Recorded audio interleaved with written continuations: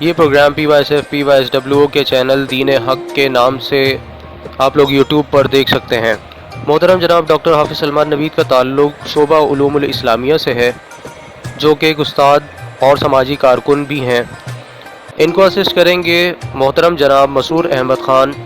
یہ programme doctor Dilshad Khan کی یاد میں پیش کیا جا رہا ہے، سماعت کیجیے۔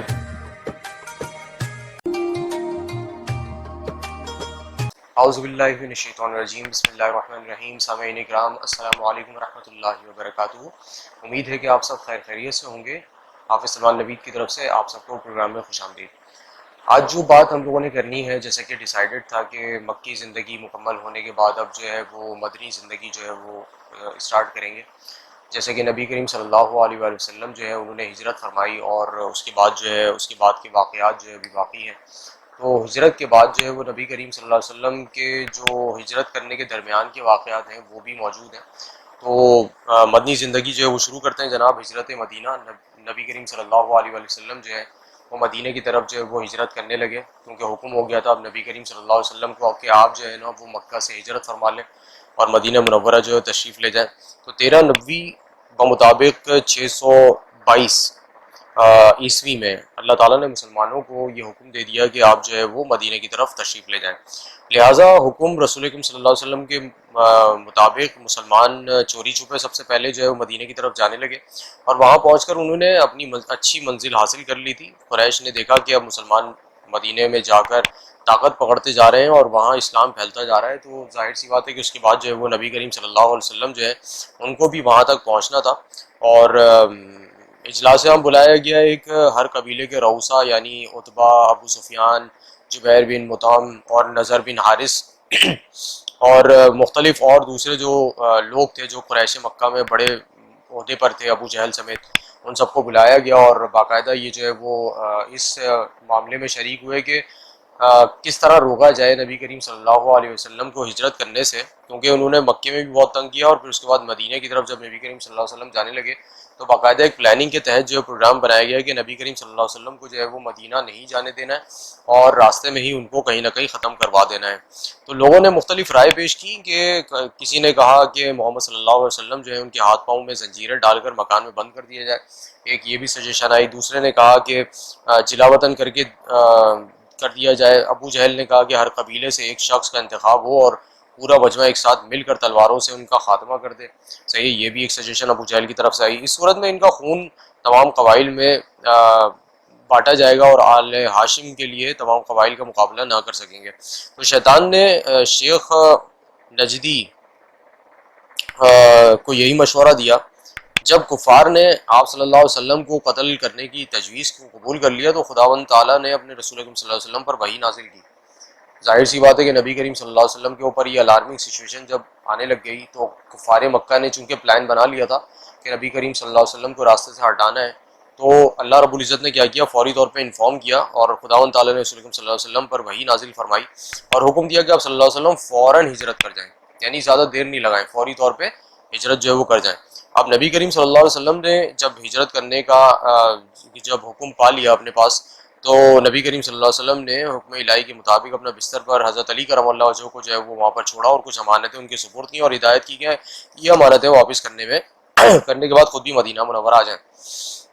ہجرت کے لیے آپ صلی اللہ علیہ وسلم تشریف لے کر چلے گئے، اور ایک مٹھی خاک جو ہے جیسا کہ حکم تھا، اور اس پر سورہ یاسین پڑھ کے دم کی اور اپنے اوپر ڈال لیا۔ اس خاک کے اثر سے نبی کریم صلی اللہ علیہ وسلم تمام لوگوں کے سامنے سے نکل گئے، اور پتہ بھی نہیں چل پایا کسی کو کہ جو ہے نا نبی کریم صلی اللہ علیہ وسلم چلے گئے، جبکہ حصار میں تھا وہ مکان جہاں پہ نبی کریم صلی اللہ علیہ وسلم جو ہے ان کا اسٹے تھا، اور حضرت علی کرم اللہ جو ان کے ساتھ موجود تھے۔ لیکن مسئلہ یہ تھا کہ نبی کریم صلی اللہ علیہ وسلم کو اللہ رب العزت نے نکالنا ہی تھا اس تمام معاملے سے، تو اسی لیے وہاں پر حضرت علی کرم اللہ جو ہے ان کو نبی کریم صلی اللہ علیہ وسلم کا بستر نصیب ہوا، اور وہاں پر وہ لیٹ گئے ان کی جگہ، اور جب نبی کریم صلی اللہ علیہ وسلم وہاں سے چلے گئے تو کفار مکہ اندر داخل ہوئے، اور انہوں نے دیکھا کہ حضرت علی کرم اللہ جو ہے وہاں پہ موجود ہیں، جبکہ نبی کریم صلی اللہ علیہ وسلم وہاں پر موجود نہیں ہیں۔ تو انہوں نے بتا بھی دیا تھا نبی کریم صلی اللہ علیہ وسلم نے کہ میری چادر اوڑھ کر سو جائیں آپ، صبح کو سب کی امانتیں واپس کر دیجیے گا۔ ظاہر سی بات ہے کہ وہ حضرت ابو طالب جو ہیں ان کے صاحبزادے تھے، تو ان کے اوپر تو اتنی سختی نہیں ہوگی اب، کیونکہ کفار جو تھے وہ ان کی بڑی عزت کرتے تھے۔ لیکن نبی کریم صلی اللہ علیہ وسلم جو ہے ان کے چونکہ خون کے پیاسے ہوئے تھے تو اس لیے نبی کریم صلی اللہ علیہ وسلم جو ہے ان کو وہاں سے جانے کا حکم اللہ رب العزت نے دے دیا. رسول اکرم صلی اللہ علیہ وسلم جو ہے وہ وہاں سے نکلے، اور ابن مرویہ اور نعیم نے دلائل نبوہ میں لکھا ہے کہ جب رسول اکرم صلی اللہ علیہ وسلم رسول خدا صلی اللہ علیہ وسلم شب کو مکان سے نکلے تو قریب ایک غار پر پہنچے تو آپ صلی اللہ علیہ وسلم کے پیچھے حضرت ابوبکر صدیق رضی اللہ تعالیٰ عنہ جو کہ یار غار مشہور ہیں، تو وہ جو ہے وہ بھی ساتھ میں ہو لیے، اور اب یہ غار والا واقعہ قریب ہے. تو علامہ شبلی نواری رحمۃ اللہ علیہ نے سیرت نبی صلی اللہ علیہ وسلم میں لکھا ہے کہ کفار حضرت صلی اللہ علیہ وسلم کی تلاش میں نکلے، اور حضرت صلی اللہ علیہ وسلم نے عرض کیا کہ اب دشمن اس قدر قریب آ گئے ہیں کہ اگر اپنے قدم پر ان کی نظر پڑ جائے تو ہم ظاہر سی بات غار کے اندر موجود ہیں.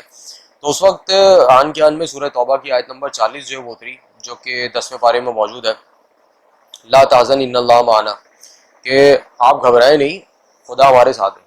صحیح ہے نا. تو یہ ایک نبی کریم صلی اللہ علیہ وسلم نے حضرت ابوبکر صدیق رضی اللہ تعالیٰ عنہ کو جو ہے یہ باقاعدہ طور پر بتا دیا کہ جو ہے نا یہ آپ گھبرائیں نہیں اس چیز سے، اس مسئلے سے.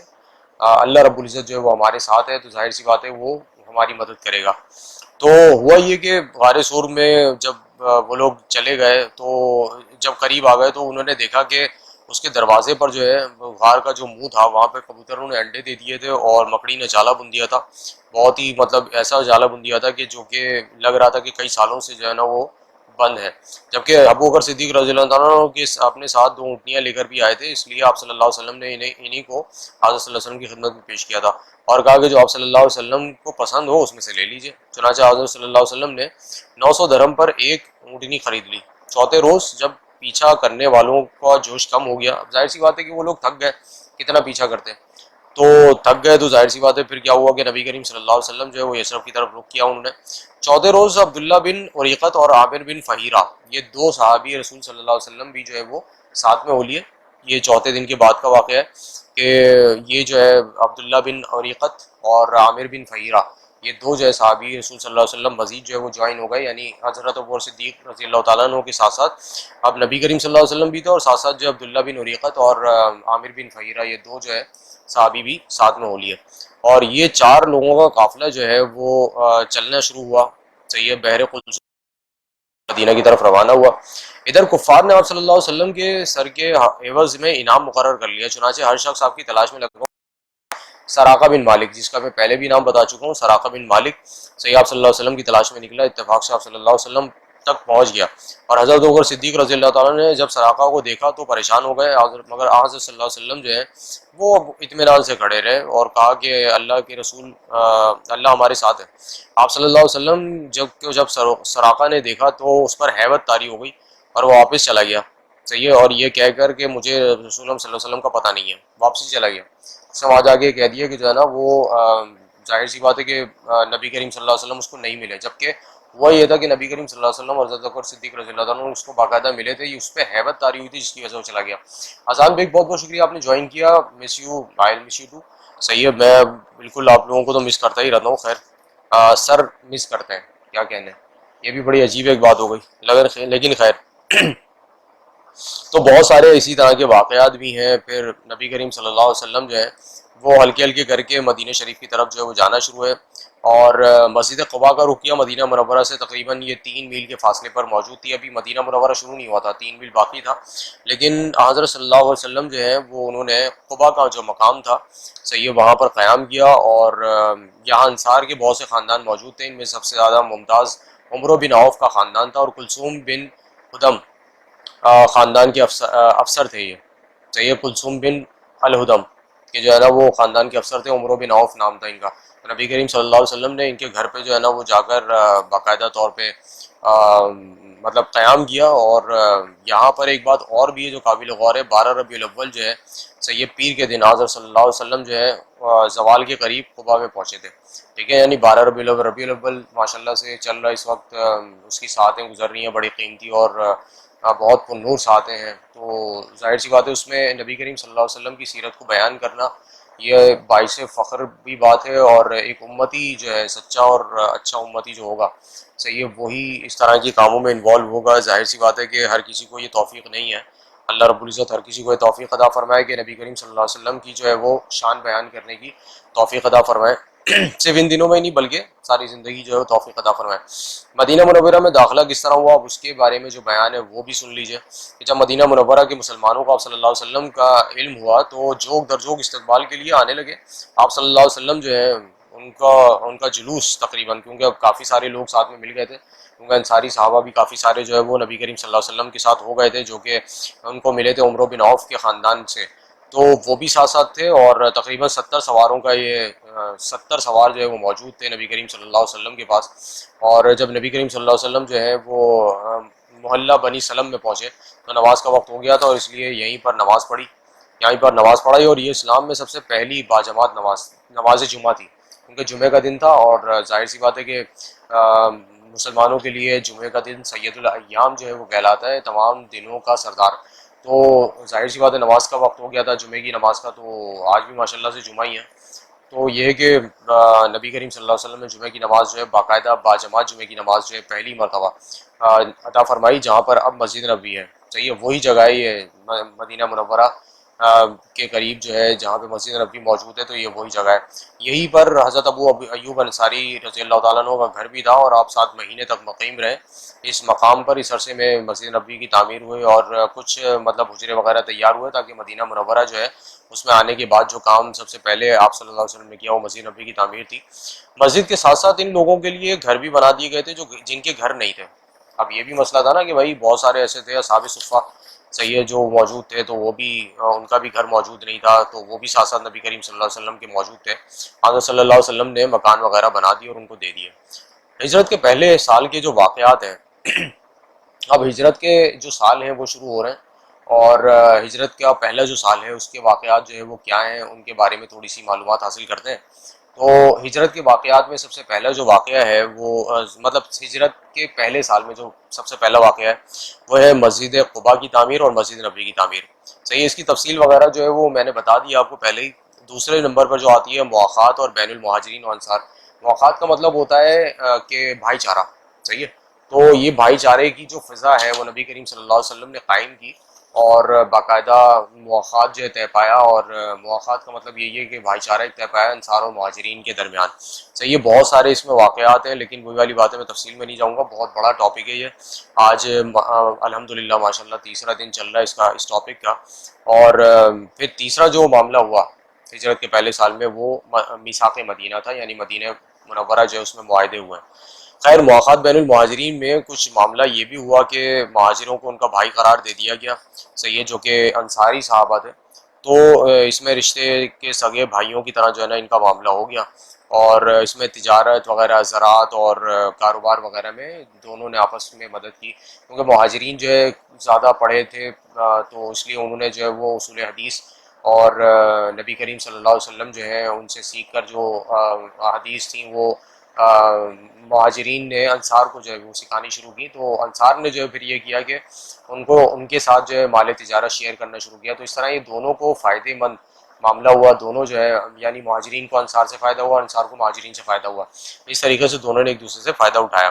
اور میثاق مدینہ میں کیا ہوا تھا کہ آپ صلی اللہ علیہ وسلم نے یہود جو تھے مدینہ منورہ کے، ان سے ایک معاہدہ کیا، کیونکہ ظاہر سی بات ہے مدینہ منورہ میں یہودی بھی آباد تھے اور عیسائی بھی آباد تھے، اور ساتھ ساتھ جو ہے وہ مسلمانوں کی آبادی بھی بڑھتی جا رہی تھی، تو ان سے معاہدہ کیا گیا کہ جس کی روح سے آپ صلی اللہ علیہ وسلم جو ہے انہوں نے کہا کہ 10 سال تک جنگ نہیں کریں گے، صحیح ہے، یہ معاہدے کا پہلا حصہ تھا کہ جس میں کہا گیا کہ 10 سال تک جو ہے وہ کوئی جنگ نہیں ہوگی، صحیح ہے، مسلمانوں کی اور یہودیوں کی، اور نہ کسی دشمن قبیلے سے معاہدہ کریں گے، صحیح ہے، آپ کے ہر فیصلے کا احترام کیا جائے گا، اور اگر جنگ مسلط کی گئی تو دونوں مل کر اس کا مقابلہ کریں گے۔ تو یہ کچھ چیزیں تھیں جو میثاق مدینہ کے اندر موجود تھیں، صحیح ہے، کہ جس میں کچھ واقعات ہیں، ذہن نشین کر لیں، 10 سال تک جنگ نہیں ہوگی، اور کسی دشمن جو ہے قبیلے کے ساتھ کوئی معاہدہ نہیں کیا جائے گا، صحیح ہے، اور تیسری جو بات تھی وہ یہ تھی کہ اگر آپ صلی اللہ علیہ وسلم جو ہے ان کا احترام کیا جائے گا، ان کے فیصلوں کا احترام کیا جائے گا، اور چوتھی بات یہ تھی کہ نبی کریم صلی اللہ علیہ وسلم جو ہے اگر خدا نخواستہ دونوں فریقین میں سے کسی کے اوپر جنگ مسلط کی جاتی ہے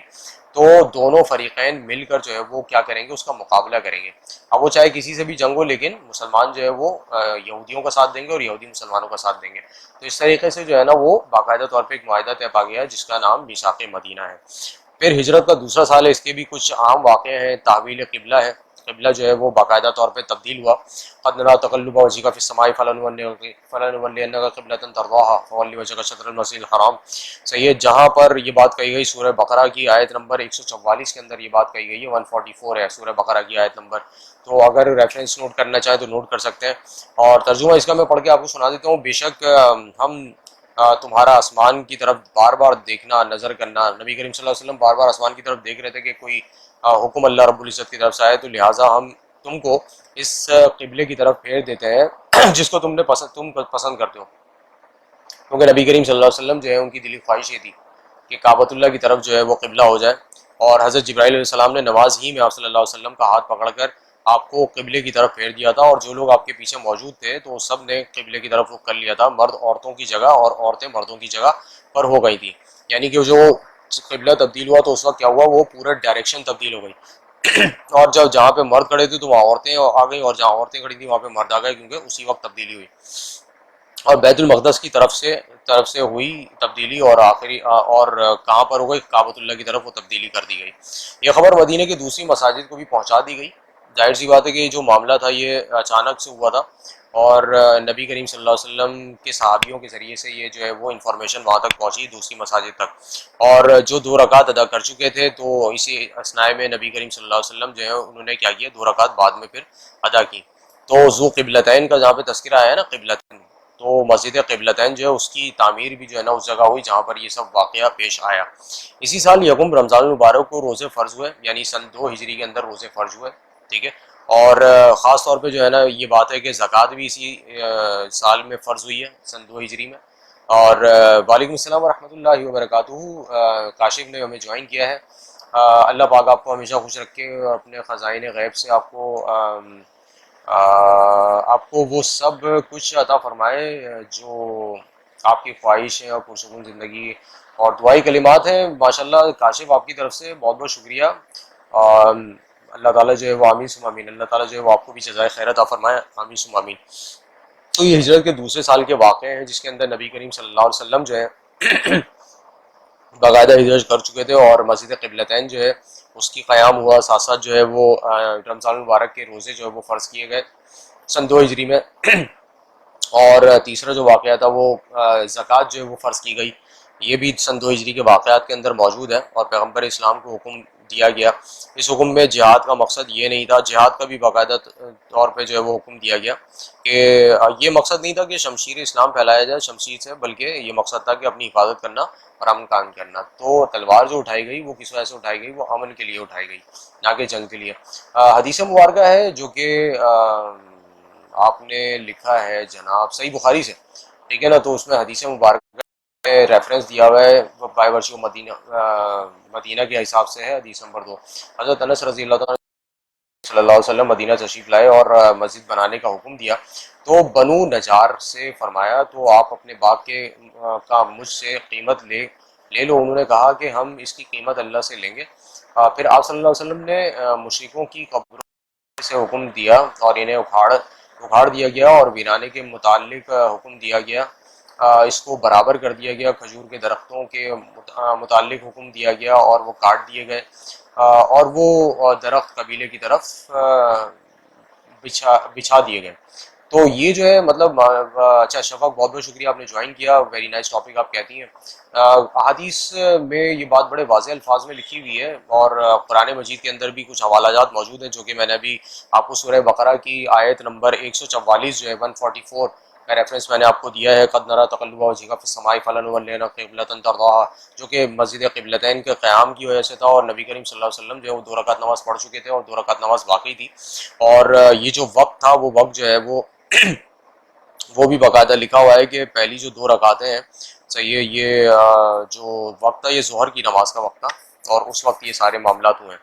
خیر، تو یہ بالکل کلیئر ہو گیا. ایک تو جہاد کا حکم، دوسرے جو ہے وہ جو اور اپنی حفاظت کے لیے جہاد کا حکم، ڈیفنس، جو ہمارے یہاں منسٹری کام کر رہی ہے ماشاءاللہ سے. خیر، ڈیفنس جو ہے وہ مطلب اس کا حکم دے دیا کہ آپ اپنے ڈیفینسو چیزیں جو ہے وہ تیار کریں، اور اس میں اپنی پروٹیکشن کے لیے جہاد جو ہے وہ آپ کے اوپر فرض کر دیا گیا، اور دوسرے یہ کہ آپ کے اوپر نماز فرض، آپ کے اوپر رمضان مبارک کے روزے فرض کر دیے گئے، اور آپ کے اوپر جو ہے نا وہ باقاعدہ طور پہ جو زکوٰۃ ہے وہ جو ہے وہ فرض کر دی گئی۔ تو یہ کچھ واقعات ہوئے۔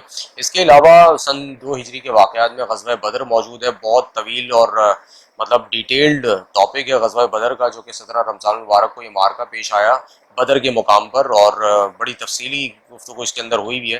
تو واقعہ بدر انشاءاللہ کسی مطلب اس میں بیان کریں گے، جو کہ علیحدہ سے ایک ٹاپک رکھا جائے گا، اس کے اندر بیان کریں گے۔ کافی طوالت ہے اس واقعے میں، جو کہ غزوہ بدر کا واقعہ ہے، اور بدری صحابہ کو مقام حاصل ہے، جو مقام جو ہے وہ کسی اور صحابہ کو حاصل نہیں ہے سوائے حضرت ابو درداء رضی اللہ تعالیٰ عنہ کے حوالے سے۔ آج میں مطالعہ کر رہا تھا تو میں نے پڑھا حضرت ابو درداء رضی اللہ تعالیٰ عنہ کے حوالے سے۔ تو یہ ایک ایسے جو اصحاب صفہ میں سے یہ جو ہے نا وہ صحابی تھے، جو کہ بڑی سادہ طبیعت جو ہے وہ صحابی تھے، اور مرتے دم تک ان کی 2 بیویاں تھیں، اور مرتے دم تک جو ہے وہ ان کے بارے میں لکھا ہوا تھا کہ، اور کس میں یہ لکھا ہوا تھا، سیرت طیبہ کے اندر جو ہے وہ لکھا ہوا تھا اس میں واقعات۔ تو خیر میں نے جو میری نظر سے آج وہ کتاب گزری تو میں نے اس لیے جو ہے نا وہ آپ کو یہ واقعہ بتا دیا۔ حضرت ابو درداء سوائے حضرت ابو درداء جتنے بھی بدری صحابہ تھے، حضرت عمر فاروق رضی اللہ تعالیٰ عنہ نے ان کے لیے باقاعدہ طور پر جو ہے وہ جو ان کا مطلب وظیفہ ہے وہ باندھ دیا تھا اپنی دور حکومت میں۔ اور سوائے ایک صحابی کے جو کہ بدری صحابہ جو ہیں ان میں سے نہیں تھے، لیکن اصحاب صفہ جو ہے ان میں سے ایک صحابی تھے حضرت ابو درداء رضی اللہ تعالیٰ عنہ، ان کو یہ مقام حاصل تھا، اور ان کا جو ہے وہ مطلب جو وظیفہ تھا وہ بدری صحابہ کے برابر جو ہے وہ وظیفہ کرتا تھا۔ خیر، تو تیسرے سال جو ہے وہ ہجرت کا جو واقعہ ہے، اچھا اس سال اذان دی گئی، اچھا یہ بھی ایک واقعہ ہے سن 2 ہجری کا، ٹھیک ہے نا۔ تو اس میں اذان بھی دی گئی، اور صدقہ فطر، قربانی، ماہ عیدین وغیرہ واجب ہوئی ہیں۔ تو یہ سن 2 ہجری کے واقعات میں یہ تمام چیزیں موجود ہیں۔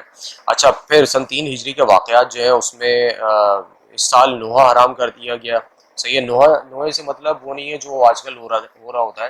نوحے سے مراد یہ ہے کہ جو نبی کریم صلی اللہ علیہ وسلم کے اس دور میں جو لوگ اپنے غم کی وجہ سے سینے چاک کر لیا کرتے تھے، خواتین جو ہے بہت زیادہ چیخ داڑ کر کے رو رہی ہوتی تھی، تو ان کے حوالے سے یہ بات کی گئی ہے کہ اس طرح رونا جو ہے بالکل جائز نہیں، اور یہ جہالت پر مبنی ہے۔ تو اس طرح اگر کبھی بھی کوئی ایسا واقعہ ہو، کسی کا انتقال ہو جائے یا کوئی اس طرح کا واقعہ ہو، تو اس طرح کے عمل سے جو ہے نا وہ روکا گیا ہے۔ صحیح ہے، خواتین اور حضرات دونوں کو، بعض جگہوں پہ حضرات کو دیکھا گیا ہے اپنے کپڑے پھاڑ لیتے ہیں، یا خواتین کو دیکھا گیا ہے کہ وہ جو ہے وثاقے سے باہر ہوئی چلے جا رہی ہوتی ہیں۔ تو اس بات کا خیال رکھیں کہ آپ اسلام سے بالاتر نہیں ہیں، آپ نبی کریم صلی اللہ علیہ وسلم جو ہے نا ان سے زیادہ پاک دامن نہیں ہیں، ٹھیک ہے نا۔ تو اس لیے نبی کریم صلی اللہ علیہ وسلم کی جو تعلیمات ہیں اس کو جس طرح انہوں نے کہا ہے اس طریقے سے ادا کریں، چاہے وہ غم ہو یا خوشی، تو دونوں طریقے جو ہے وہ نبی کریم صلی اللہ علیہ وسلم کے اوپر بتائے گئے ہیں باقاعدہ طور پہ۔ تو یہاں پہ یہ تیسرا جو سال ہے ہجرت کا، یہ کلیئر کر دوں میں، کتابوں کے اندر موجود ہے کہ اس سال نوحے کو حرام کر دیا گیا، سینہ کو بھی، گریبان پھاڑنا یہ جہالت کی نشانیاں قرار دے دی گئیں۔ تو یہ خاص طور پر جو اس طرح کے عمل میں ملوث ہیں تو وہ لوگ یہ بات بڑے غور سے سن لیں کہ ہجرت کے جو تیسرے سال کے واقعات ہیں، یعنی 3 ہجری کے جو واقعات ہیں، تو اس کے اندر جو ہے وہ یہ باقاعدہ طور پہ روکا گیا۔ اس کے علاوہ ہجرت کے تیسرے سال جو ہے نا غزوہ احد جو ہے باقاعدہ طور پہ اس کا مارکہ ہوا۔ غزوہ احد جو ہے وہ بھی ایک بہت بڑا مارکہ ہے بھائی، مسئلہ سارا یہ کہ اس میں تفصیل بہت زیادہ ہے، لیکن یہ کہ جو اس کو علیحدہ سے باقاعدہ ہم اس کی ایک لیکچر رکھیں گے جس کے اندر ہم اس کو بیان کریں گے۔ ٹاپک بہت طویل ہے، جو کہ مکی زندگی سے نکل کر اب مدنی زندگی کی طرف ہم آ گئے ہیں، اور ہمارے پاس وقت اتنا ہوتا نہیں ہے کہ اس کو باقاعدہ طور پہ بیان کر پائیں، لیکن وہی والی بات ہے کہ جو حصہ اس کا آ رہا ہے تو اس میں جو واقعات ہیں وہ میں نے بیان کر دیے ہیں۔ سن 3 ہجری کے واقعات کے اندر کون کون سی چیزیں اب نوٹ کر لیں۔ نمبر 1 پہلی چیز کیا ہے، نوحے کا اختتام کر دیا گیا، سینہ کو بھی گریبان چاک کرنا یا گریبان پھاڑنا یا چیخ چلاؤ کرنا، یہ سب چیزیں حرام قرار دے دی گئیں، ٹھیک ہے۔ یہ چیزیں جو ہے وہ اسلام میں بالکل بھی جائز نہیں ہے، صحیح ہے، چاہے وہ غم موجود ہو یا خوشی میں قہقہے لگانا، یہ بھی جائز نہیں ہے، ٹھیک ہے نا۔ تو مگر یہ کہ جو غم منا رہے ہوتے ہیں تو وہ آپے سے باہر ہو جاتے ہیں، تو یہ چیز بالکل بینڈ کر دی گئی سن 3 ہجری کے واقعات میں۔ اور دوسرے غزوہ احد جو ہے وہ حضرت 3 ہجری کے واقعات کے اندر جو ہے وہ موجود ہے۔ اس کے علاوہ 4 ہجری کے واقعات جو ہیں اس میں تقریباً کوئی 6 طرح کے واقعات موجود ہیں، تو میں ایک ایک کر کے آپ کو بتاتا ہوں 4 ہجری کے واقعات جو ہے اس میں کیا کیا ہے۔ ایک سب سے پہلے ہے 4 ہجری کے واقعات میں کہ عورتوں پر پردے کا فرض کر دیا گیا. صحیح ہے, 4 ہجری میں پردہ فرض ہو گیا. جو چلا رہی ہوتی ہے نا, میرا جسم میری مرضی, صحیح ہے, نوئے سے مراد رونا ہے, بالکل صحیح فرمایا آپ نے کاشف. جو یہ چلا رہی ہوتی ہے نا, میرے جسم میری مرضی, تو وہ ذرا کان کھول کے سن لیں میرے اس لیکچر کو, اور اس میں جو ہے جو نبی کریم صلی اللہ علیہ وسلم کی طرف سے احکامات ہیں تو وہ ذرا غور سے سن لیں کہ جو چلا رہی ہوتی ہیں تو ان کا یہ اس طرح چلانا بھی جو ہے نا وہ بالکل جائز نہیں ہے, بالکل جائز نہیں ہے.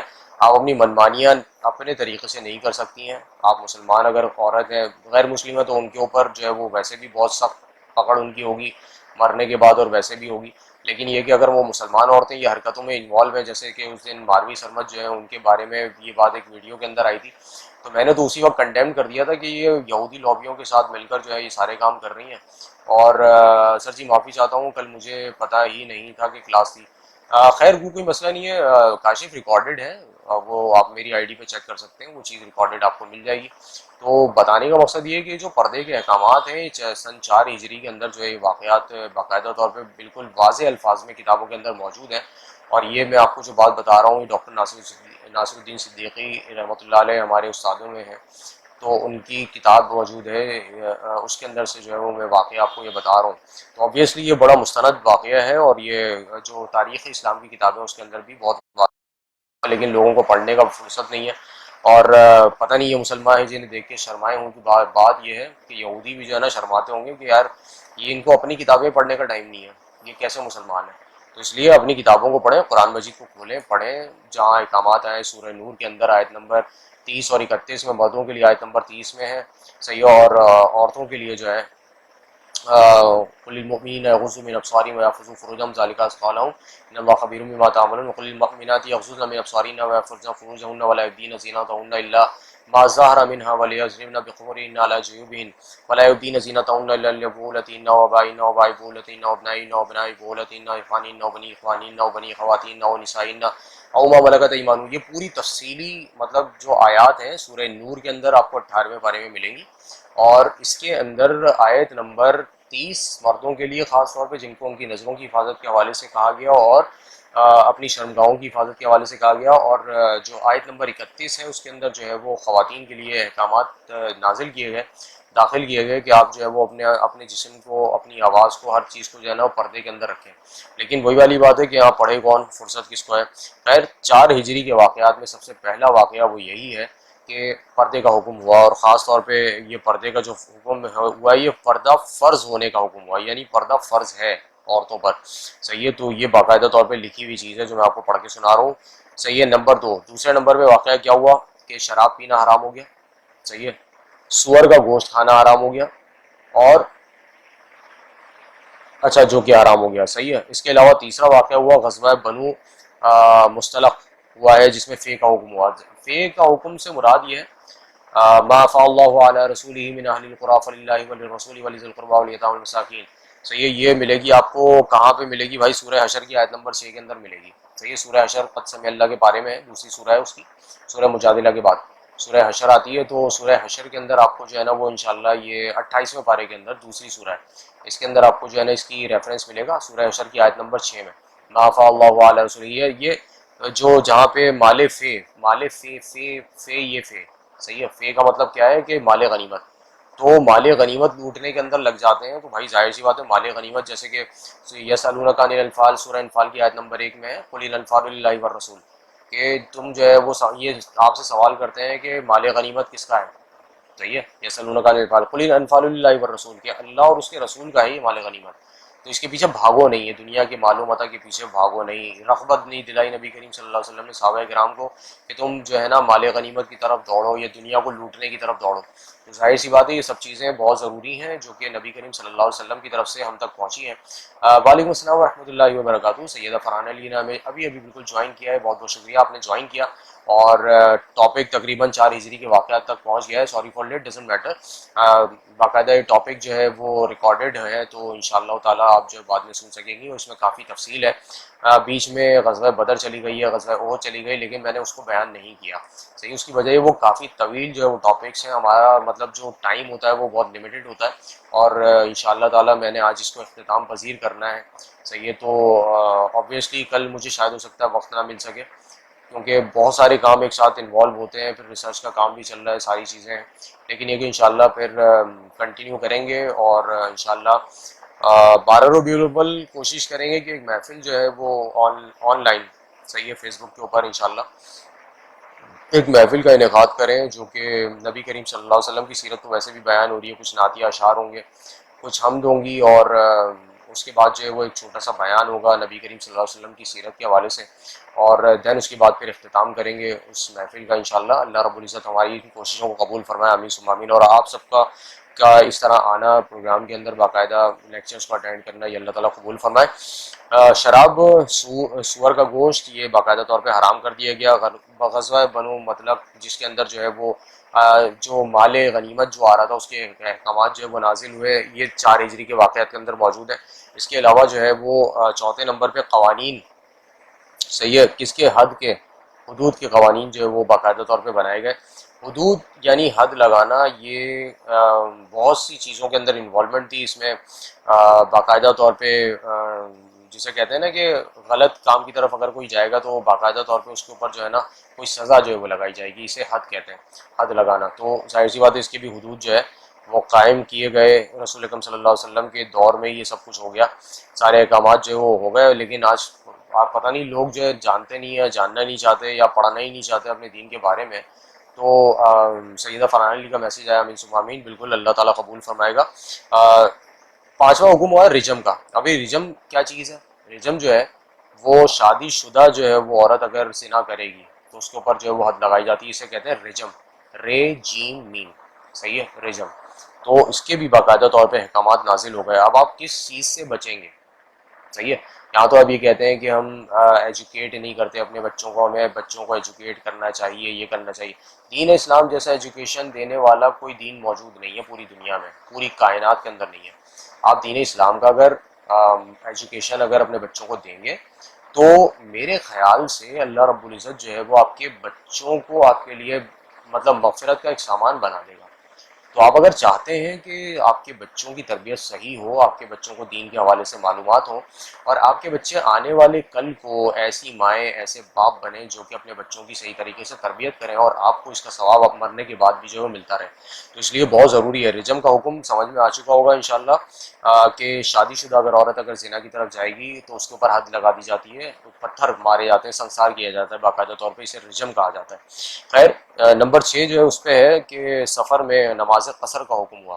صحیح ہے، ظاہر سی بات ہے کہ جب نماز قصر یعنی آدھی جو ہے وہ نماز ادا کی جاتی ہے، اسے نماز قصر کہتے ہیں، اور یہ تقریباً 60 کلومیٹر اگر آپ اپنے گھر سے دور ہیں تو اس کے بعد جو ہے وہ باقاعدہ اس کی حد لگ جاتی ہے کہ آپ جو ہے وہ پھر نمازیں جو ہے وہ آدھی کر دیں، اگر 4 فرض پڑھنی ہے تو 2 فرض پڑھیں گے، صحیح ہے، اور جیسے عصر کی نماز ہے تو اس میں تو، اور اس طریقے سے جو ہے نا یہ نماز پوری ہوتی ہے، جبکہ 3 اگر کسی رکعت ہے فرض کی، جیسے مغرب کی نماز میں ہوتی ہے تو وہ 3 کی 3 ہی پڑھی جاتی ہیں، صحیح ہے۔ ہجری کے 5ویں سال کے واقعات، ٹھیک ہے، ہجری کے 5ویں سال کے جو واقعات، اچھا یہاں صحیح بخاری کی ایک حدیث آئی ہے جو کہ کاشف نے ہمیں بھیجی ہے، اس کو بھی ابھی کے ابھی جو ہے ہم آن ایئر کر لیتے ہیں۔ صحیح بخاری میں جو ہے ورچیو آف مدینہ کے اندر جو ہے حدیث نمبر 7 ہے۔ پہلے اپنے حدیث نمبر 2 پیش کی تھی آئی تھنک، اور اس کے بعد جو ہے مطلب یہ، ہاں، حدیث نمبر 2 پیش کی تھی صحیح بخاری کی، اور اب آپ نے صحیح بخاری کی حدیث نمبر 7 پیش کی ہے، جو کہ سبجیکٹ ہے ورچیوز آف مدینہ، صحیح ہے۔ تو حضرت ابو ہریرہ رضی اللہ تعالیٰ سے روایت ہے کہ وہ فرماتے تھے کہ اگر مدینے میں ہرن چرتے دیکھو تو انہیں نہ چھیڑو، بالکل یہ میں نے حدیث جو ہے وہ کوٹ کی ہے اپنے جو ڈاکٹریٹ کا جو تھیسس ہے اس کے اندر میں نے کوٹ کی ہے ہرن کے حوالے سے نا، تو اس میں کیا کہ ہرن چرتے دیکھو تو انہیں نہ چھیڑو۔ رسول اکرم صلی اللہ علیہ وسلم نے فرمایا مدینہ کی زمین پتھریلے میدانوں کے بیچ میں حرم ہے، یعنی حرام ہے، وہاں کا جو شکار ہے نا، صحیح ہے، وہ جائز نہیں ہے مدینہ منورہ کا، تو مکہ اور مدینہ دونوں میں جو ہے وہ شکار جائز نہیں ہے، تو یہ ہے کہ مگر موذی جانور جو ہے اس کو مارا جا سکتا ہے، یہ بھی حکم ہے۔ خیر، بہت بہت شکریہ کاشف، آپ نے بہت ہی مطلب جامع معلومات جو وہ فراہم کی صحیح بخاری میں سے، اور سزا کا حکم بھی ہے، بالکل سزا کا حکم بھی 4 ہجری کے واقعات میں ہوا ہے، اور اب ہم جا رہے ہیں 5 ہجری کے واقعات کی طرف، جس میں غزوہ احزاب جو ہے صحیح ہے، ذیقات کی یہ تاریخوں کے اندر ہوا ہے اور 5 ہجری کے واقعات کے اندر لکھا گیا ہے۔ یہ بھی طویل ایک واقعہ ہے غزوہ احزاب کا۔ میرے خیال سے غزوات کا جو ہے نا وہ علیحدہ سے ایک پروگرام رکھا جائے گا، جس میں غزوہ بدر، غزوہ احد، غزوہ احزاب وغیرہ یہ سب چیزیں جو ہے نا وہ آ جائیں گی، اور اس میں بھی کافی ساری چیزیں جو ہے خندق وغیرہ کھودی گئی تھی غزوہ احزاب میں۔ سورہ احزاب کے اندر اس کا تذکرہ کافی ڈیٹیل میں آیا ہے، تو اگر آپ پڑھنا چاہتے ہیں تو بالکل آپ جو ہے وہ پڑھ لیں۔ سورہ احزاب کی آیت نمبر 9 کے اندر جو یہ لکھا ہوا ہے، یا ایھا الذین آمنوا اذکروا نعمت اللہ علیکم، وہاں سے یہ چل رہی ہے پوری آیت جو ہے، مسلمانوں خدا کے اس احسان کو یاد کرو جبکہ تم پر فوجیں آ پڑی تھیں اور تم نے ان پر آندھی بھیجی تھی۔ تو بہت ہی زبردست اللہ رب العزت نے انتظام کر دیا تھا مسلمانوں کے لیے۔ تو غزوہ احزاب خاص طور پہ جو ہے نا وہ مطلب واقعات کے اندر موجود ہیں، اور اس غزوے کے فوراً بعد جو ہے وہ ہوا یہ کہ غزوہ احزاب کے فوراً بعد غزوہ بنو قریظہ ہوا۔ اسی سال یتیم کا حکم ہوا، تیمم کا حکم ہوا۔ تیمم جو ہے، جو کہ اگر آپ کے پاس پانی اویلیبل نہیں ہے تو آپ کیا کرتے ہیں کہ تیمم جو ہے وہ کرتے ہیں۔ تو اسی سال یعنی کہ 5 ہجری کے واقعات میں تیمم جو ہے اس کا بھی تذکرہ کر دیا گیا ہے۔ اور اس کے علاوہ جو ہے کیا چیز ہے، نماز طواف کا حکم بھی نازل کیے گئے۔ اس کے علاوہ حضرت عائشہ صدیقہ رضی اللہ تعالیٰ عنہ کی پاک دامنی پر سورہ نور کی آیات نازل ہوئیں، جو کہ اللہ نور السماوات والارض آیت نمبر 35 ہے سورہ نور کی، جو کہ 18ویں پارے کے اندر موجود ہے، اور 18ویں پارے کی یہ دوسری صورت ہے۔ پہلی جو صورت ہے صحیح ہے قد افلاح کی جو شروع ہو رہی ہے، سورہ مومنون شروع ہو رہی ہے، صحیح، سورہ مومنون کے بعد جو ہے وہ جو دوسری صورت شروع ہوتی ہے سورہ نور شروع ہوتی ہے۔ تو اس کے اندر جو ہے وہ اللہ رب العزت نے آیت نمبر 35 میں اللہ نور السماوات والارض مثل نورہ کمشکاۃ فیہا مصباح المصباح فی زجاجہ زجاجۃ کأنہا کوکب درّی یوقد من شجرۃ مبارکۃ زیتونۃ لا شرقیۃ ولا غربیہ یکاد زیتها یضیء ولو لم تمسسہ نار نور علی نور یہدی اللہ لنورہ من یشاء یضرب اللہ الامثال للناس واللہ بکل شیء علیم۔ تو یہ آیات جو ہے وہ نازل فرمائی حضرت عائشہ صدیقہ رضی اللہ تعالی عنہا کی پاک دامنی کے حوالے سے، اور تفاسیر میں لکھا ہے کہ حضرت مریم علیہ السلام جو ہے ان کی پاک دامنی کے حوالے سے بھی یہ آیات نازل ہوئی ہیں۔ خیر، تو سورہ نور کی آیات جو ہے وہ بھی یہ سن سے ہی ہے، اور ساتھ ساتھ حد زنا، حد قذف، صحیح ہے، ان تمام چیزوں کے احکامات بھی سن 5 ہجری کے اندر جو ہے وہ نازل ہوئے ہیں، صحیح ہے، اسی طرح اتارے گئے۔ اسی طرح جو ہے وہ 6 ہجری کے واقعات آتے ہیں، اس میں صلح حدیبیہ ہے، بیعت رضوان ہے، ذیقات کی 6 ہجری کو جو ہے نا وہ باقاعدہ واقعات ہوئے ہیں، اور فتح مبین بھی اس سال کو جو ہے نا اس سال میں باقاعدہ طور پہ ہوئی، جو کہ فتح مبین جو ہے وہ فتح مکہ جو ہے اس کو بھی کہا جاتا ہے، اور صلح حدیبیہ ہونے کے بعد کے واقعات کے اندر موجود ہے۔ اب یہاں پر جو صلح حدیبیہ کے واقعات ہیں اس میں تفصیل بہت زیادہ ہے، لیکن یہ کہ میں تھوڑی سی اس کی تفصیل بیان کرتا ہوں۔ 6 ہجری کے واقعات میں حضرت صلی اللہ علیہ وسلم کے کو حج کے لیے آیات نازل ہوئیں کہ آپ جو ہے وہ حج کے لیے تیاری کریں۔ ارادہ کیا تھا اور رات میں خواب میں دیکھا کہ اصحاب کے ساتھ حج کر رہا ہوں۔ خواب میں حج کی بشارت کا ہونا تھا کہ صبح ہی کو حج کا ارادہ کر لیا۔ نبی کریم صلی اللہ علیہ وسلم جو ان کو باقاعدہ خواب میں جو ہے وہ اللہ تعالیٰ کی طرف سے حکم نازل ہوا تھا، تو وہی مختلف طریقے سے آئی ہے، صحیح ہے نا، تو اس میں کوئی مطلب وہی کی جو اقسام ہے اس میں یہ بات لکھی ہوئی ہے کہ کچھ جو ہے باقاعدہ وہی فرشتوں کے ذریعے سے بھیجی گئی ہے، کچھ خواب کے ذریعے سے بھیجی گئی ہے، اور کچھ جو ہے نا بیٹھے بیٹھے القا ہوئی ہے۔ تو یہ 3 الگ طرح کی جو ٹائپس ہیں ان کے باقاعدہ پورے نام ہیں۔ مگر خیر آگے چلتے ہیں جناب، تو وہ یہ کہ انہوں نے نبی کریم صلی اللہ علیہ وسلم نے ارادہ کیا، ذی-قعدہ کا مہینہ تھا اور حج کا طواف ذی-قعدہ کے بعد ہی آپ کو پتہ ہے ذی الحج کا مہینہ آتا ہے جو حج کا مہینہ کہلاتا ہے۔ تو نبی کریم صلی اللہ علیہ وسلم جو ہے انہوں نے حج کی تیاریاں شروع کی، اور حج کا طواف جو ہے وہ باقاعدہ دین ابراہیم یا دین حنیفہ جسے کہا جاتا ہے، اسلام کا پرانا نام دین حنیفہ تھا جو کہ ابراہیم علیہ السلام کے دور میں تھا، تو دین حنیفہ نبی کریم صلی اللہ علیہ وسلم کے دور میں جو ہے وہ اسلام کے نام سے ہے، ٹھیک ہے نا، پہلے حضرت ابراہیم علیہ السلام کے دور میں اس کا نام دین حنیفہ تھا۔ تو یہ بھی ایک معلومات حاصل ہو گئی، اور جب مسلمانوں کو معلوم ہوا کہ اب وہ حج کا فریضہ انجام دے سکیں گے تو خوشی کی انتہا نہیں تھی۔ ظاہر سی بات ہے، اندھا کیا جائے دو آنکھیں، جب دیکھا سب نے کہ بھائی اب تو مطلب ہم حج کر سکتے ہیں، تو اس میں واقعی میں کعبۃ اللہ جانے کی جو خوشی ہے، صحیح ہے، وہ اس دور میں جو چیز ہوتی، آج کے دور میں بھی جو ہے نا وہ آپ دیکھیں چاہے کمزور ایمان والے بھی ہوں، لیکن جب حج جو ہے نا اس کے لیے جا رہے ہوتے ہیں تو ان کا مزاج ہی کچھ اور ہوتا ہے، ان کی خوشی کی انتہا ہی کچھ اور ہوتی ہے کہ ہم مدینہ منورہ کی زیارت کریں گے، مکہ معظمہ کی زیارت کریں گے، کعبۃ اللہ جا کے طواف کریں گے، وہاں کی ہوائیں، وہاں کی دیواریں، در و دیوار، جن دیواروں نے، جن ہواؤں نے جن درختوں نے نبی کریم صلی اللہ علیہ وسلم جو ہے ان کی مطلب ان کی جھلک جو ہے وہ مطلب محسوس کی ہوگی، یا اس دور کے اندر جو مکانات تھے یا اس دور کے اندر جو مٹی موجود تھی وہ ابھی بھی کعبۃ اللہ کی کسی جگہ پر موجود ہوگی، تو وہاں کے تو معاملات ہی کچھ اور ہیں، وہاں کے مناظر ہی کچھ اور ہیں، جو چاہتا ہے تو وہ واپس آنے کا اس کا دل بھی نہیں چاہتا کہ وہ واپس آ سکے۔ تو خیر مہاجرین اور انصار دونوں موجود تھے نبی کریم صلی اللہ علیہ وسلم کے ساتھ، اور بعض کے مطابق 1400 کے قریب لوگ تھے، تقریباً 1400، صحیح ہے، یعنی بعض کے مطابق تقریباً 1500 لوگ تھے ابھی نبی کریم صلی اللہ علیہ وسلم کے ساتھ مکہ کو روانہ ہوئے تھے۔ اور تاریخ طبری میں یہ بات واضح ہے، کیونکہ مدینہ آ چکے تھے تو ظاہر سی بات ہے مکہ جانا تھا، اور مکہ جا کر جو ہے وہ حج کرنا تھا، تو یہ ایک بہت بڑی سعادت تھی جو کہ نبی کریم صلی اللہ علیہ وسلم کو میسر آنے والی تھی۔ تو تاریخ طبری میں جو بات بتائی گئی ہے وہ ادھوری رہ گئی، میں بتاتا ہوں۔ ذیقعد میں نبی کریم صلی اللہ علیہ وسلم سے باقاعدہ طور پہ ارادہ لیا گیا، روانہ ہوئے، اور اس موقع پر آپ صلی اللہ علیہ وسلم کی نیت قطعاً جنگ کی نہ تھی، کیونکہ ظاہر سی بات ہے بے سر و سامانی کا عالم تھا، اور نبی کریم صلی اللہ علیہ وسلم خالصتاً یہ نیت جو ہے وہ کر کے گئے تھے کہ وہاں جانے کی خوشی ہی کچھ اور ہے۔ بے شک یہ بات سیدہ فرحان علی بہت بہت شکریہ، آپ کا کمنٹ آیا ہے اور کہتی ہیں وہاں جانے کی خوشی کچھ اور ہے۔ بے شک یہ بات تو ہے بھائی، جو مکہ اور مدینہ گیا تو واپس اس کا آنے کا کبھی بھی دل نہیں چاہتا ہے، اور بات یہ ہے کہ واپس آنا بھی پڑتا ہے کیونکہ دوبارہ جانے کا مزہ کچھ اور ہوگا، تو بار بار جانا چاہیے بھائی، بار بار جانا چاہیے، وہ تو جگہ ایسی ہے، صحیح ہے نا۔ تو خیر اللہ تعالیٰ سب کو حج و عمرے کی سعادت نصیب فرمائے، آمین ثم آمین۔ اور اللہ تعالیٰ جو ہے وہ زندگی میں جو کہ ایک بار حج فرض کیا گیا ہے، تو اللہ تعالیٰ اس فریضے سے سب کو جو ہے نا وہ مطلب گزارے، اور جن لوگوں کے پاس قوائف موجود نہیں ہیں وہ اللہ سے دعا کریں، بس اللہ ذرائع خود بخود پیدا کرتا ہے۔ میرے سامنے کے واقعات میں ہے کہ جن کے پاس کچھ نہیں تھا، صحیح ہے، 4000 5000 تنخواہ تھی، اور اس پر جو ہے وہ ان کے مطلب کچھ لوگ ان کو ملے اور انہوں نے کہا کہ آپ نے حج کیا ہے، انہوں نے کہا نہیں کیا، انہوں نے تو آپ حج کی تیاری کریں، لو جی اب 1 روپیہ بھی نہیں لگا اور باقاعدہ سارے معاملات حج کے مکمل ہو گئے۔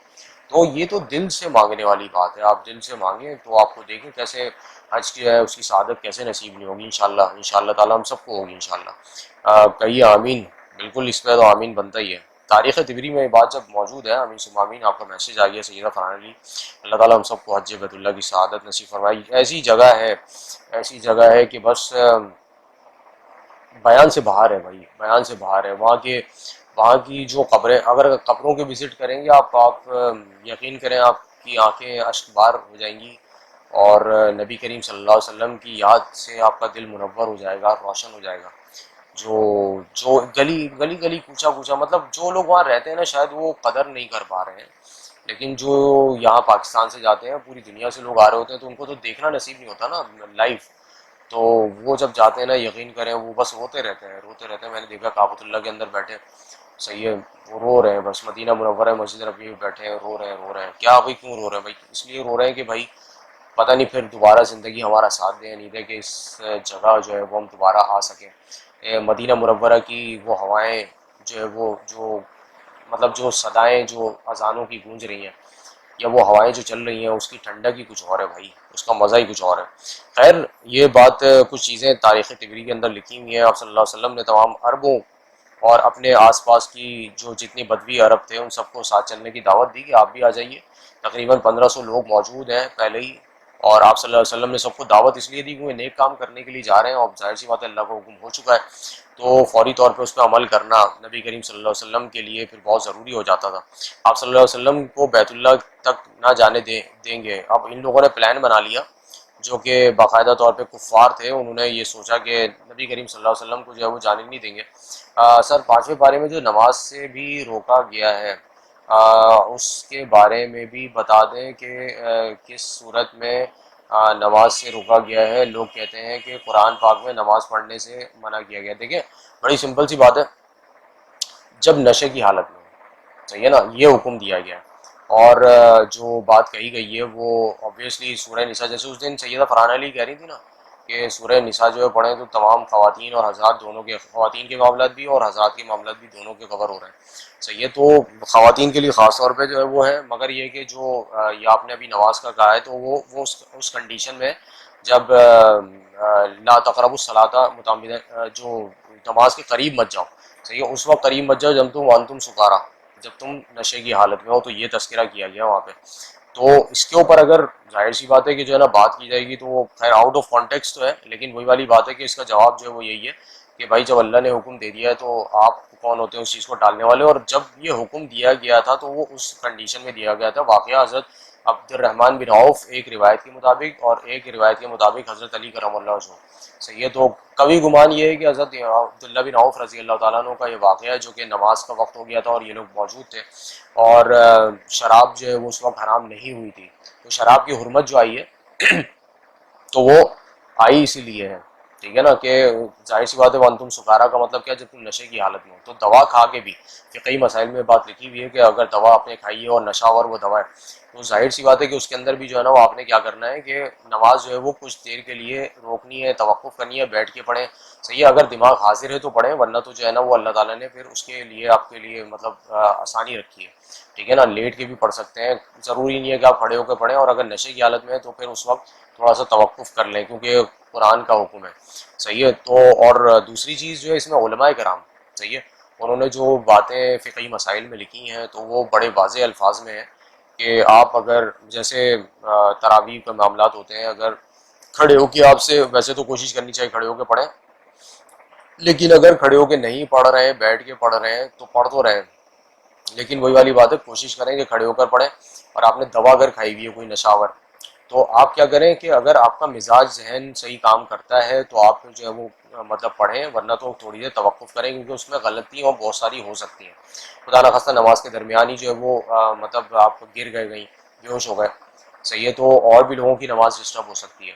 تو اس لیے جو ہے وہ یہ حکم اس لیے دیا گیا. لیکن وہی والی بات ہے وانتم سکارا کا مطلب وہاں پر جو تھا وہ نشے کی حالت میں تھا. اور آج کل کے دور کے حساب سے ڈرگز وغیرہ بھی لوگ جو لیتے ہیں تو ان کے لیے بھی کہا گیا کہ تھوڑی دیر توقف کریں آپ نماز میں، اور کوشش کریں کہ نماز کے اوقات میں یہ سب چیزیں نہ کریں، ٹھیک ہے نا. نماز کے جب اوقات ہوتے ہیں آپ رات کی دوا جو ہے وہ عشاء کی نماز کے بعد لے لیں، سب سے آسان طریقہ. آپ جو ہے وہ پہلے کیوں لے رہے ہیں، مطلب صبح جو ہے نماز میں، فجر کی نماز کے بعد کے درمیان میں تقریباً آپ کے پاس جو ہے 8 گھنٹہ، تقریباً 6 سے 8 گھنٹہ ہوتا ہے. صحیح ہے. آپ لگا لیں 6 7 8 9 10 11 12، صحیح ہے، اور 1، ٹھیک ہے، ٹوٹل 8 گھنٹہ بن رہا ہے. تو 8 گھنٹے کا وقفہ ہے. تو مارننگ ٹائم جو آپ نے ڈوز لی ہے تو آرام سے تقریباً 2 گھنٹے کے اندر کوئی بھی میڈیسن میٹابلائز ہو جاتی ہے.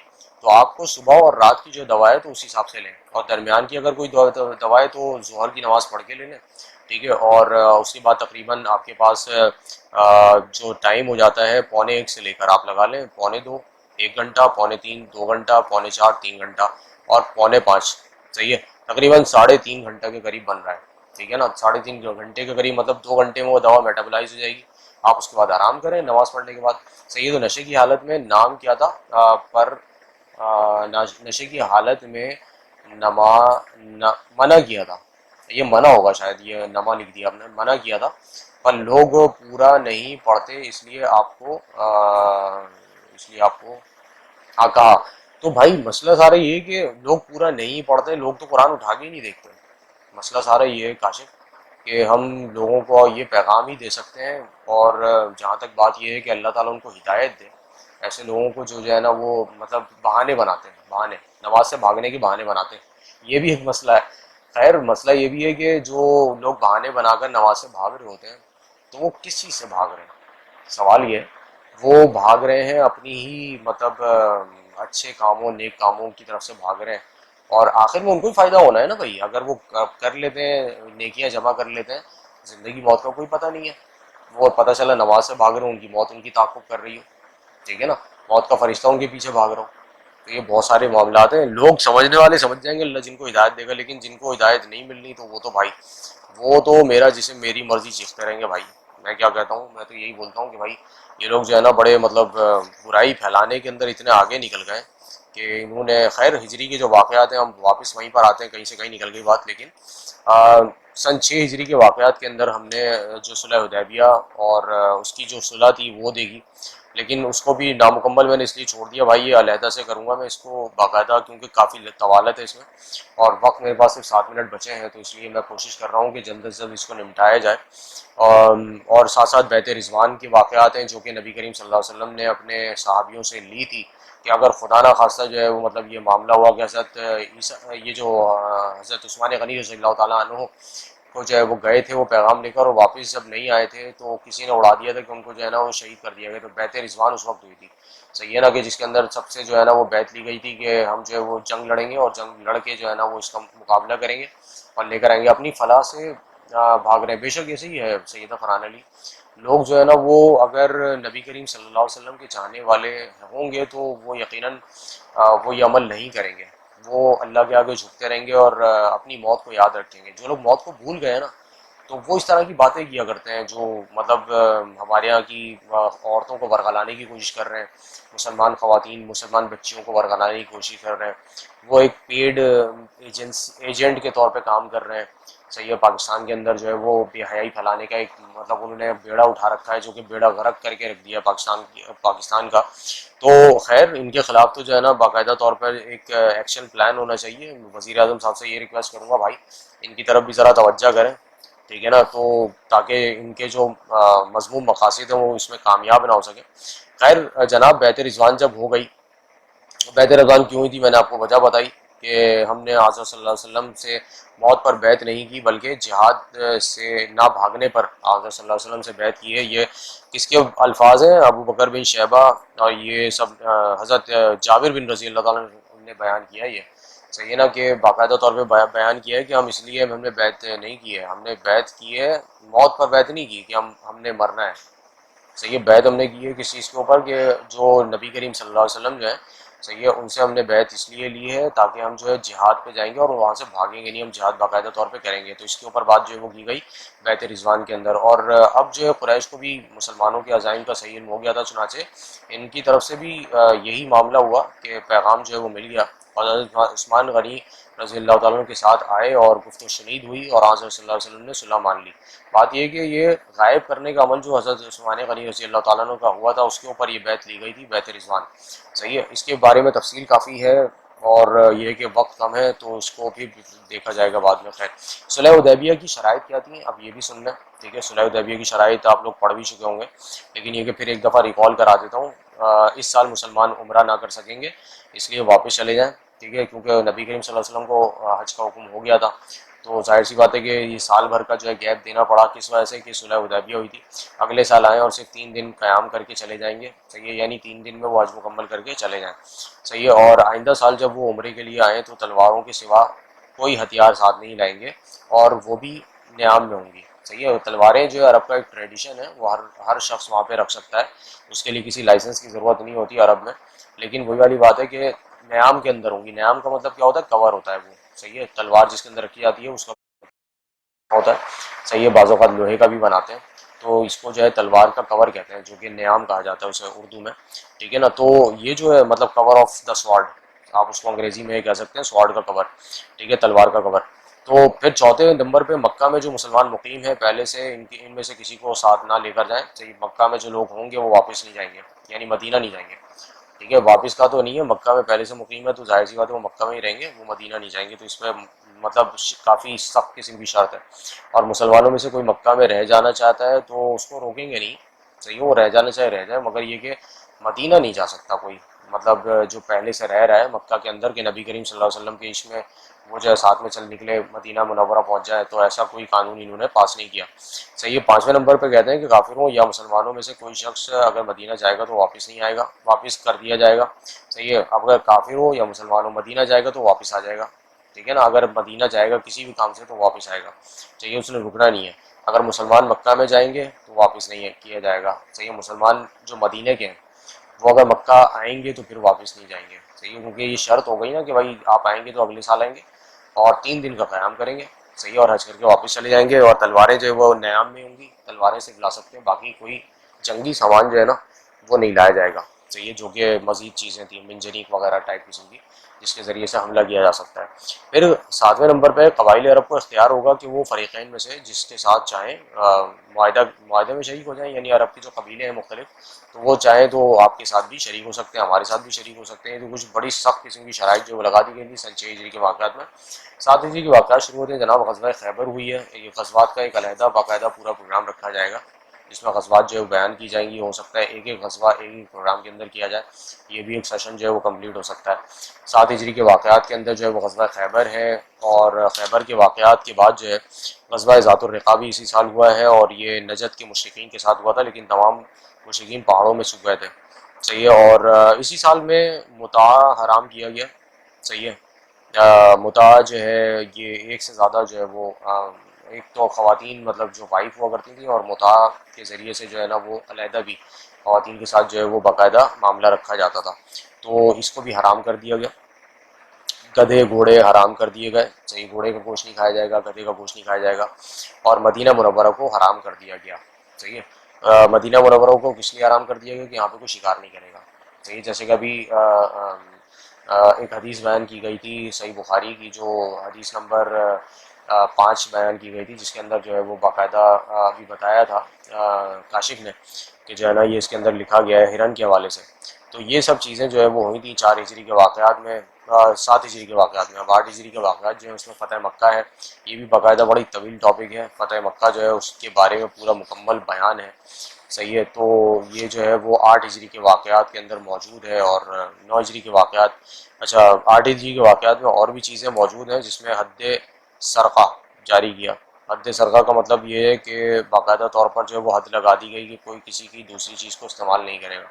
صحیح ہے. غزوہ حنین ہوئی, غزوہ طائف ہوئی, اور سیریا موتا ہوئی. صحیح ہے. سیریا اور غزوے کا فرق تو آپ کو پتہ ہی ہوگا کہ غزوہ جو ہوتا ہے جس میں نبی کریم صلی اللہ علیہ وسلم خود موجود تھے, اور سیریا وہ ہوتا ہے جس کے اندر نبی کریم صلی اللہ علیہ وسلم موجود نہیں تھے بلکہ کسی کو نائب بنا کر بھیج دیا تھا جنگ کے اندر. تو یہ ہوئی, اور مسلمانوں کو فتح وغیرہ بھی ہوئی. 9 ہجری کے واقعات کے اندر لکھا ہوا ہے کہ حج فرض ہوا ہے. صحیح ہے. 9 ہجری کے واقعات میں حج فرض ہوا ہے, یہ بات نوٹیبل ہے. چونکہ قرآن میں اس کا نزول ہو چکا تھا, تو نبی کریم صلی اللہ علیہ وسلم جو ہے وہ حج کے لیے تیاریوں میں تھے, اور حضرت ابوبکر صدیق رضی اللہ عنہ کو امیر حج بنایا تھا اور روانہ کر دیا تھا. اور اسی اثنا میں سورہ توبہ جو ہے وہ نازل ہوئی, تو حضرت علی کرم اللہ جو ہے وہ ان کو بھی مشرکین کو جزیرۃ العرب سے نکال دینے اور ان سے برات حاصل کرنے کا حکم دے کر روانہ فرما دیا تھا. یعنی حضرت علی کرم اللہ وجہ کو بھی جو ہے وہ الگ کر دیا تھا مکہ سے. صحیح ہے. اسی سال غزوہ تبوک بھی ہوا, اور جسے جیش الاسرت بھی کہا جاتا ہے, اس کے نام سے بھی یاد کیا جاتا ہے غزوہ تبوک کو. تو یہ بھی غزوہ ہے, اس کے بارے میں بھی جو ہم غزوات والے جو مطلب لیکچرز ہوں گے اس کے اندر باقاعدہ طور پر پڑھیں گے.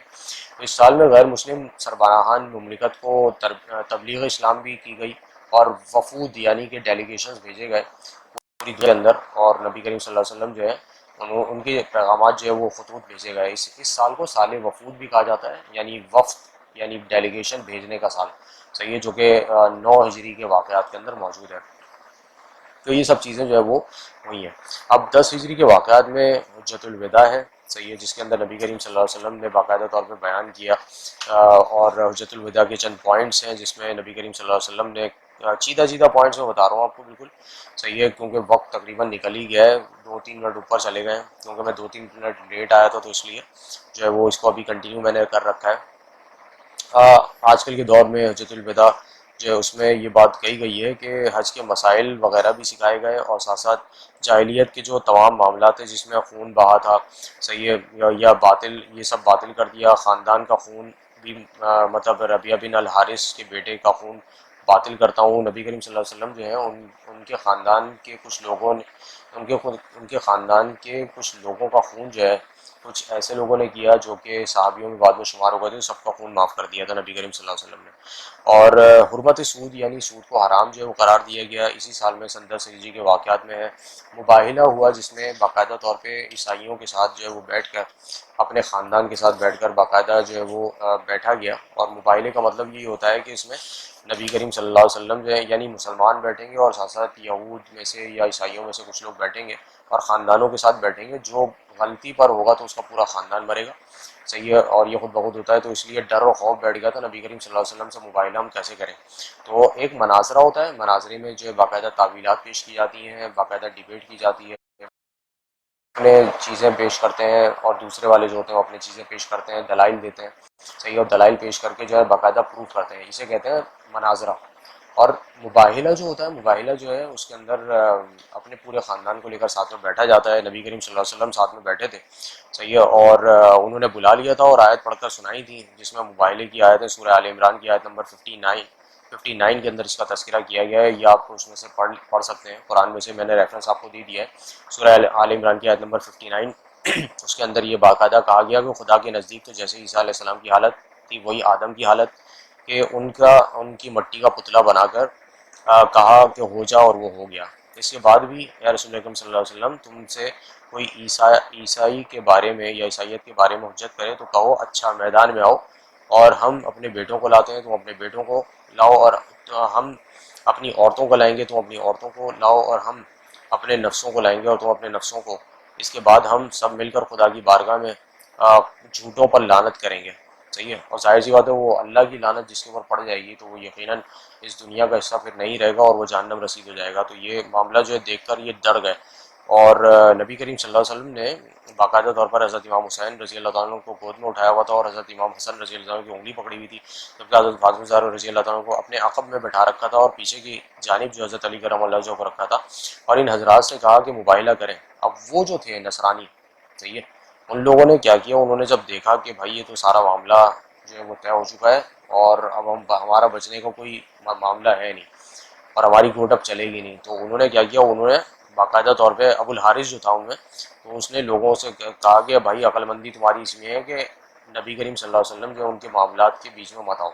صحیح ہے. تو اس طریقے سے یہ مباہلہ جو ہے وہ 10 ہجری کے واقعات میں یہ واقعہ ہوا، اور اس کے بعد لوگ وہ سارے کے سارے واپس چلے گئے. انہوں نے بولا کہ بھائی ہم مباہلہ بھی نہیں کریں گے نبی کریم صلی اللہ علیہ وسلم سے کیونکہ معاملہ گڑبڑ ہو گیا ہے کافی. Last but not the least, ہجری کا 11واں سال، یہ عام ترین واقعات کون سے ہوئے ہیں؟ نبی کریم صلی اللہ علیہ وسلم جو ہے ان کا وصال ہوا ہجری کے 9ویں سال میں، اور ماہ ربیع الاول تھا، بروز پیر تھا، مورخہ 12 تھا. صحیح ہے. یہ 12 ربیع الاول جو ہے، ٹھیک ہے، اس کو جو ہے وہ کنفرم ڈیٹ ہے. جبکہ یہ جو جسے کہا جاتا ہے کہ وصال کا جو معاملہ ہوا 12 ربیع الاول کی کنفرم ڈیٹ ہے، اور آپ صلی اللہ اور متفق علیہ آپ صلی اللہ علیہ وسلم جو ہے اس دنیا سے پانی سے رخصت ہوئے. آپ کو آپ کے لباس ہی میں حضرت علی کرم اللہ وجہہ اور حضرت عباس رضی اللہ تعالیٰ عنہ نے غسل دیا، اور آپ کو حضرت عائشہ صدیقہ رضی اللہ تعالیٰ عنہا کے حجرے میں رکھا گیا. آپ کی نماز جنازہ نہیں ہوئی، بلکہ صحابہ کرام صحابہ کرام رضوان اللہ تعالیٰ علیہ اجمعین نے صلاۃ والسلام کا نذرانہ پیش کیا تھا. تو اس طریقے سے نبی کریم صلی اللہ علیہ وسلم جو ہیں وہ اس دنیا سے وصال فرما گئے، پردہ فرما گئے. دوستوں بہت ساری چیزیں ہم لوگوں نے ابھی پڑھی، اور مکی اور مدنی زندگی نبی کریم صلی اللہ علیہ وسلم کے حوالے سے پڑھی. کچھ اوور ویو لیا، غزوات ہم نے ڈسکس نہیں کیے مگر غزوات کے نام میں نے آپ کو سب بتا دیے. ہجری کے واقعات، ہجری کے سالوں کے حساب سے بتانے کا مقصود یہی ہے کہ جو ساتیں ابھی ربیع الاول کی چل رہی ہیں بڑی قیمتی ہیں. اس میں نبی کریم صلی اللہ علیہ وسلم کی شان میں محافل کا انعقاد کرنا بہت اچھا اور بہترین عمل ہے، اور نبی کریم صلی اللہ علیہ وسلم کی سیرت کو بیان کرنا. یہ ڈھول ڈھماکوں میں مت پڑیں، یہ روڈ ماسٹری نہ کریں. صحیح. بہتر یہ ہے کہ آپ قرآن مجید کھولیں اور اس کی تلاوت کریں. بہتر یہ ہے کہ آپ جو ہے وہ نبی کریم صلی اللہ علیہ وسلم کی سیرت نبی صلی اللہ علیہ وسلم کتابیں جو آپ کے مطلب کتب خانوں میں موجود ہیں، جو لوگ پڑھے لکھے ہیں تو وہ لوگ ان کتابوں کا مطالعہ کریں. ان بہترین ساتوں سے فائدہ اٹھائیں جتنا زیادہ اٹھا سکتے ہیں. اختتامی کلمات میں یہی کہوں گا کہ اللہ تعالیٰ اور فرشتے نبی کریم صلی اللہ علیہ وسلم پر درود و سلام بھیجتے ہیں، تو اے ایمان والو تم بھی آپ صلی اللہ علیہ وسلم پر درود و سلام بھیجو. اللہم صلی علی محمد وعلی آل محمد صلی اللہ علیہ وسلم. وآخر دعوانا الحمدللہ رب العالمین. اپنا بہت بہت خیال رکھیے گا. سیدہ فارنی بہت بہت شکریہ. کاشف بہت بہت شکریہ آپ نے جوائن کیا. اس کے علاوہ حذیفہ آئے تھے کچھ دیر کے لیے، حمزہ آئے تھے کچھ دیر کے لیے. سید شفق انیس بہت بہت شکریہ آپ لوگوں نے جوائن کیا. اذہان بھی بہت بہت شکریہ آپ نے جوائن کیا، اور حاشر بھی یقیناً ساتھ میں موجود ہوں گے. بہت بہت شکریہ آپ نے جوائن کیا. انشاءاللہ مزید واقعات کل شاید ہو سکتا ہے، کل اور پرسوں جو ہے میں اویلیبل نہ ہوں، لیکن یہ کہ انشاءاللہ منڈے کو جو کہ تقریباً ہم ربیع الاول کے 12ویں کے قریب ہی تقریباً پہنچ جائیں گے، تو یہ کہ جو غزوات ہیں ان کا بھی ہم جو ہے وہ شروع کریں گے معاملہ اس کو بیان کرنے کا. اور بھی بہت ساری چیزیں ہیں جو نبی کریم صلی اللہ علیہ وسلم کی سیرت سے ریلیٹڈ ہیں، اور اس کو بھی جو ہے وہ ہم باقاعدہ لیکچرز کا حصہ بنائیں گے. اللہ تعالیٰ سے دعا یہ ہے کہ اللہ تعالیٰ ہمارا اس طرح اٹھنا بیٹھنا اس محفل کے اندر، اس پروگرام کے اندر یا اس ٹاپک کے اندر، لیکچر کے اندر سننا اسے جو ہے اللہ تعالیٰ قبول فرمائے، آمین ثم آمین، اور ہم سب کو جو ہے وہ نبی کریم صلی اللہ علیہ وسلم جو ہے ان کا سچا اور پکا عاشق بنائے، جو نبی کریم صلی اللہ علیہ وسلم کی تعلیمات ہیں ان کے اوپر عمل کرنے کی توفیق ہمیں عطا فرمائے، اور ہمارے والدین کو اور ہمیں اپنے خاندان کے ساتھ، اپنے دوست احباب کے ساتھ، اپنے شریک حیات کے ساتھ جو ہے وہ حج بیت اللہ کی زیارت نصیب فرمائے، اور اپنے رفقا اور کے لیے بھی ہم جو ہے دعا کرتے ہیں کہ اللہ تعالیٰ جو ہے ان کو جو اس وقت ہسپتالوں میں موجود ہیں تو ان سب کو جو ہے اللہ تعالیٰ سے انتیابی عطا فرمائے، اور اللہ رب العزت جو ہے وہ جتنے بھی بچے امتحانوں کی تیاریوں میں لگے ہیں ان سب کے امتحانوں میں ان کو کامیابی اور کامرانی نصیب فرمائے، جو بچیاں بچے رشتوں کے لیے پریشان ہیں، تو کتنے میسیجز آتے ہیں، اللہ تعالیٰ بس ان کے لیے اچھے سے اچھا جوڑ عطا فرما دے، آمین ثم آمین۔ جزاک اللہ خیرا کثیرا، والسلام علیکم ورحمۃ اللہ وبرکاتہ۔